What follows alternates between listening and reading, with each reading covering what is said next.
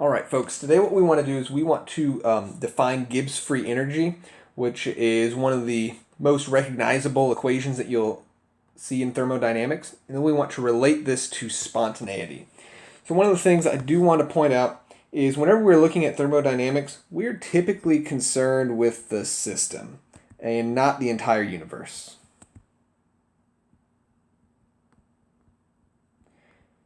So what we want to do is I want to try to logic our way through into getting a new equation. So this is what we need to recall from our previous lecture looking at the second law of thermodynamics, is that delta S of the universe is equal to delta S of our system plus delta S of the surroundings.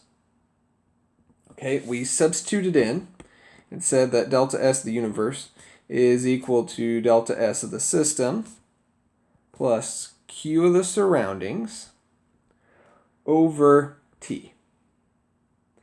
So now what I want to do is I want to relate heat of the surroundings to heat of the system. So Q of surroundings is actually going to be equal to negative Q of our system.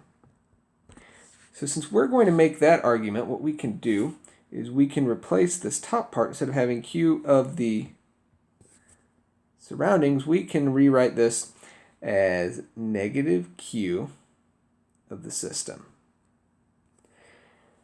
Okay, so now what we're going to do is we're going to try to simplify this a little bit. So we want to multiply both sides by negative T.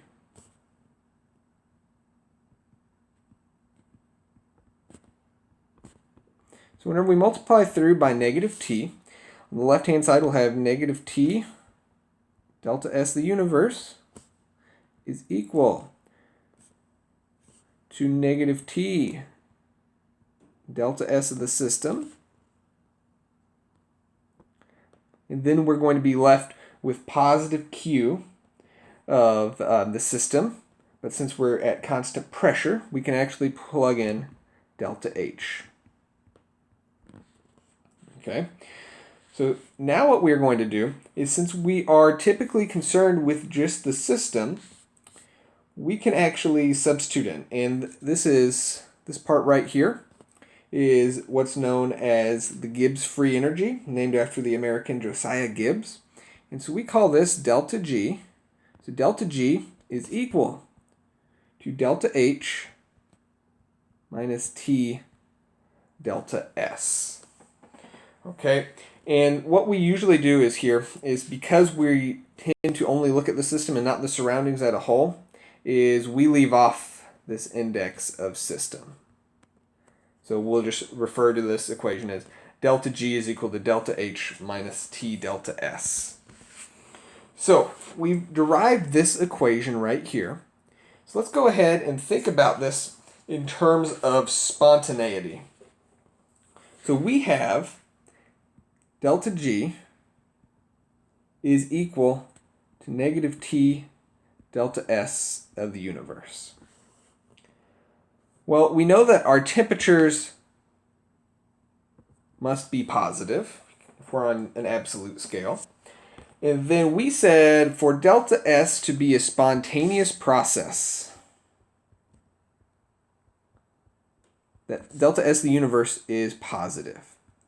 Well, if we plug in a positive temperature, multiply that by a positive delta S, and then by this negative sign here, what we'll see is delta G is negative for a spontaneous process. So if delta G is negative, that Gibbs free energy,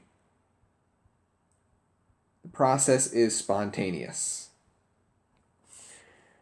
Whereas if you were to go through and plug in a negative delta S of universe for a non-spontaneous process, that would make delta G positive.